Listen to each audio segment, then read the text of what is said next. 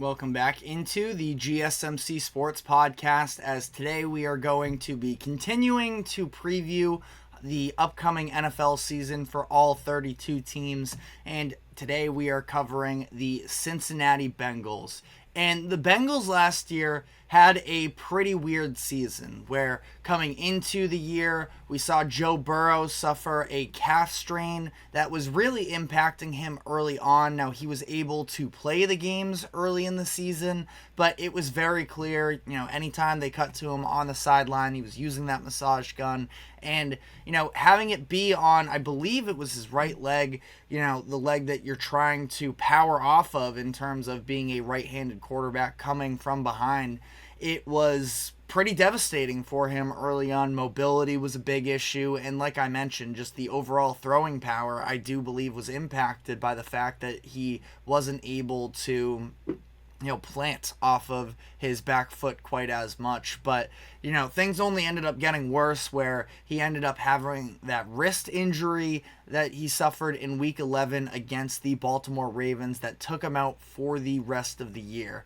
And ultimately, it was just not the season you were hoping for out of Burrow, where it feels like, if you're a Bengals fan at this point, any year where Joe Burrow is fully healthy, you have to have confidence that you are going to be able to be a contender. And last year, they just never really were able to hit their stride because Joe Burrow was never able to be fully healthy. And yet, overall, they still ended up winning 9 games. And I don't think that the Bengals fans should feel like they are all that far off and that they improved in the offseason. But we're going to be going through some of their 2023 numbers, and there really weren't a ton of positive notes. And obviously, when you're talking about the offensive statistics, you do have to understand that Burrow missed those 7 games, and that he was, and that ultimately for Burrow, he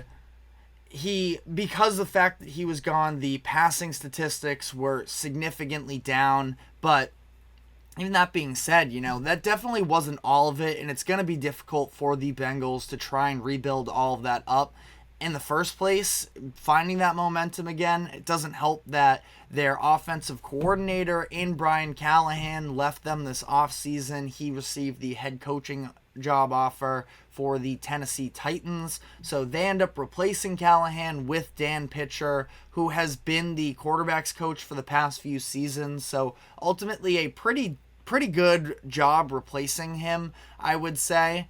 And when you look at last year's numbers, again, not a ton of positives there. Only mark that they were top 10 in was red zone, but other than that, they were sort of below average in the majority of categories. That I think a lot of that will correct itself once Joe Burrow is back and healthy. The thing that stands out to me the most, though, looking at the numbers, is the fact that they were 31st in rush yards per game last season. And on top of that, they are losing their number 1 running back in Joe Mixon. So they ran for just 89.8 rush yards per game last year.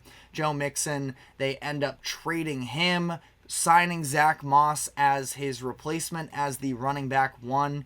It is, I would say, a downgrade, but I don't know quite how significant. Ultimately, when you look at Mixon's tenure over the course of the number of years that he was with Cincinnati, he played there for, I believe it was 7 seasons, and he had some good years, but ultimately he did feel like he was overall kind of net average. Now, he had some very big touchdown performances throughout his career and he was mostly, when he was healthy, he was a consistent 1,000 yards rusher in most seasons, but I don't know how much he really moved the needle. And now they're probably going to lean more into the Joe Burrow attack because they had Mixon, dating back a number of years before Burrow came into town and took over the scene.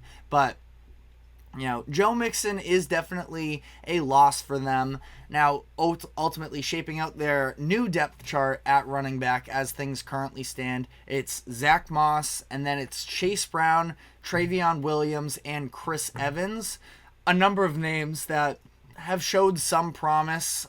Chase Brown was a rookie for them last season, but, outside of that, Evans and Williams have been with the Bengals for a good few years, and they're going to be in backup roles, so maybe some promise. We'll see. I still don't feel like the rush attack is going to be significantly better. I mean, 31st in the league is pretty hard to, be worse than, looking at the numbers there, and the fact that Joe Burrow missed as many games as he did, and the passing offense just wasn't quite the threat, especially once Jake Browning came in, that teams were able to load up against the run a little bit more. But I don't think that they upgraded necessarily. Again, Joe Burrow's presence makes things easier for the Bengals in terms of the run game, but the offensive line is mostly the same. And, at the running back position, it's still pretty mediocre overall, which isn't going to be make or break for them. It is the pass game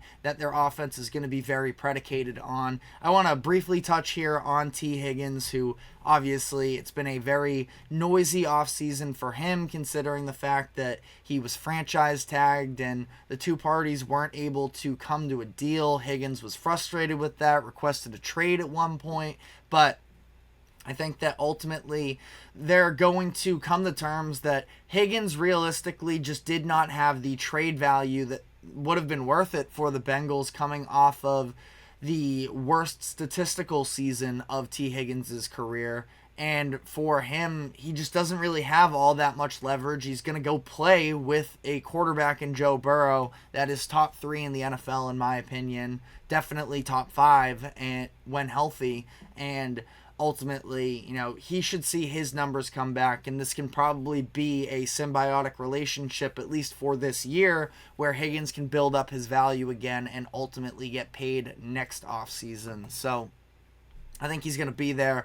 Putting him alongside Jamar Chase, they bring in a little bit of a sneaky, maybe not all that impactful of a signing, but one that stood out to me as well was adding Mike Gesicki, who is a pretty good tight end option. We've seen Joe Burrow really enjoy having reliable options from a tight end perspective. Now, Gesicki probably becomes the number one. Couple other, decent options for them last year. You saw Drew Sample and Tanner Hudson actually have all right years for them. We'll see how Gesicki plays into this, but I did like that addition as well. Also ended up drafting Jermaine Burton, who could be a big-time playmaker as well. But looking at the defense now, again, a lot of pretty bad numbers overall, and this honestly surprised me more than anything else, because I do have optimism for their defense, but it was very clear, and I think that one of the,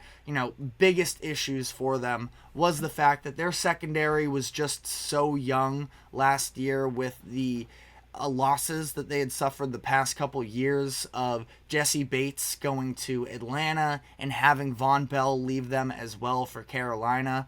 But you look at the names that they have on that defense last year, and I was surprised at just how unsuccessful they were. Trey Hendrickson has had 17 and a half, I believe it was last season, sacks. He has had 13 and a half or more in in 3 of the past 4 seasons. He's another player who did request a trade about a month ago or so, but I don't think that's happening either. The Bengals are looking to cash out on a chance at a Super Bowl, and they're not going to make any moves right now unless they are forced to, that are going to, actively, at this point in the offseason, they're not going to make moves to make themselves worse. They are going to try and capitalize on everything that they have this year. But Sam Hubbard has been a pretty nice development across from him.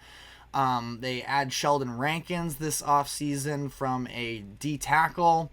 And then I think that they have some depth, some names that I'm interested in. The one I'm most so interested in is Myles Murphy. They took him in the first round of the 2023 draft out of Clemson. He was really good there when he was with Clemson. So I feel like they're going to try and maybe get him some extra looks and see if he can be a replacement for Trey Hendrickson if Hendrickson continues to be unhappy there in Cincinnati. He does still have 2 seasons left on his contract, but we'll see there. Bengals overall pretty strong defensive front additionally with some of their linebacking core of Logan Wilson and Jermaine Pratt. But like I mentioned, that secondary is the biggest concern with them. And this offseason, they add Von Bell back in free agency after his stint with Carolina, and Geno Stone, who ended up having a career season this past year with Baltimore, still a very young player that could end up having some big-time upside, but Stone was a big part of that Baltimore defense that was among the best in the league last season. So I love adding this veteran presence of Von Bell. Even if Geno Stone, age-wise, isn't necessarily a veteran, had a few seasons under his belt, was a contributor last year for a team that went to the AFC Championship. And they have a lot of young players in that secondary that I think have high upside as well. I'm a big fan of Cam Taylor-Britt.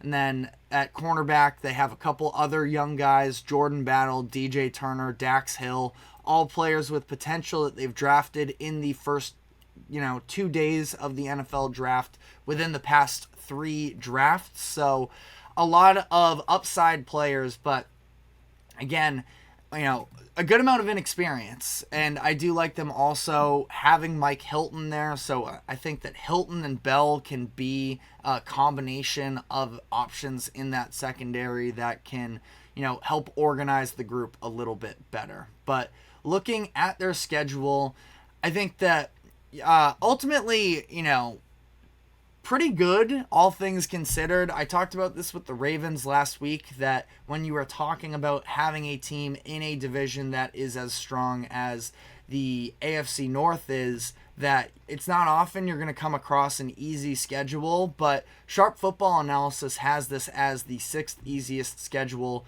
in the NFL this upcoming season. Their line is at 10.5 wins.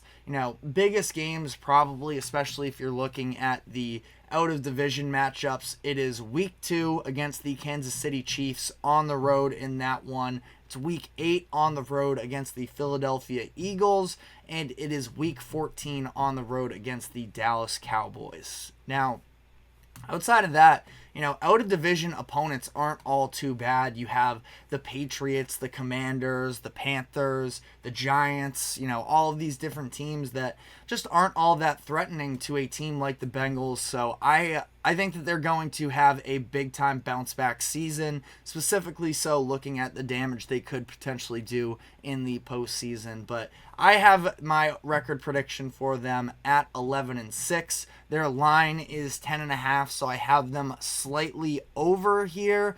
And it feels like, considering everything that went wrong with Joe Burrow last year, they still were able to win 9 games, that there is a very real possibility that the Bengals could win more than this as well and end up trying to secure a 1 seed.